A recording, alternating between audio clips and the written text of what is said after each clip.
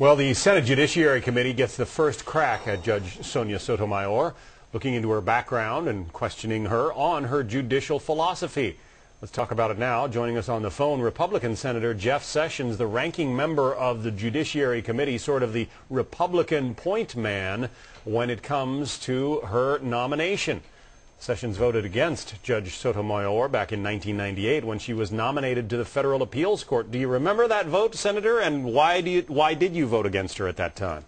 Well, I do remember the vote, but I haven't gone back and studied it. We felt like quite a number of senators voted against her, and it was basically on a belief that she had a history of activism. I think she needs to address that. I think she's entitled to a full and fair new evaluation. She shouldn't be biased by that, and I think we'll give her the chance to respond. But, you know, these are pretty big questions. The president has said he wants to nominate someone who uses empathy to decide cases, and really empathy is not a judicial act. It's something else. I'm not sure what it is, but it's certainly not law. It's certainly not judicial. And so we'll have to inquire into those things. But she, as I told the president, we're going to give her a fair and respectful hearing as she's entitled to and he's entitled to. Obviously, you want the very best talent in the land for the U.S. Supreme Court. A question I asked another guest earlier, is she the best jurist out there? We'll look into that and see. I think some questions have been raised about some of her opinions, and you've just played a tape of her speech, which could be revealing. Maybe it wasn't, but it appeared to be somewhat revealing of an approach to the law that I'm uneasy with. So let's give her a chance to explain that. Yeah, you're talking about that quote where she said at Duke University at a panel there, the Court of Appeals is where policy is made. I imagine there are some senators and members of Congress who might disagree with that.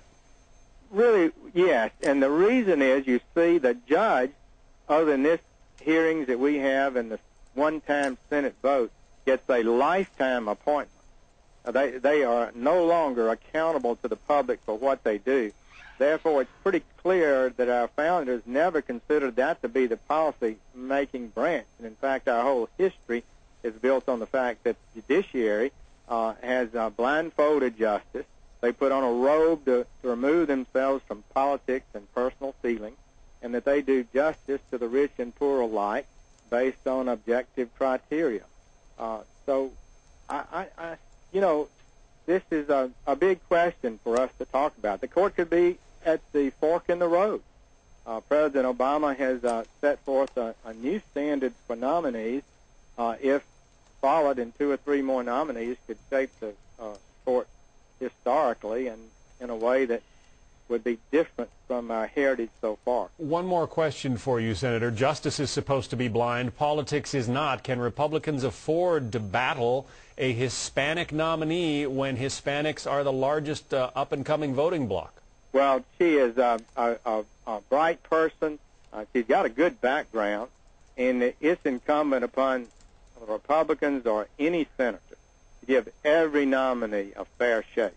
And I'm committed to that. Sometimes in the past, that has not occurred, and I'd like to see us and the American people feel that when this process is over, it's been the best we've ever had, the fairest we've ever had, and the kind of process that goes to the heart of what it means to be a judge, and to really discuss in a wonderful time with the American people what the role of a judge is and what we have a right to expect of them for that lifetime independent position we may give them. An interesting couple of months ahead. Alabama Senator Jeff Sessions, who will be the Republican point man when it comes to the nomination of Sonia Sotomayor. Thank you. Thank you. We'll take a live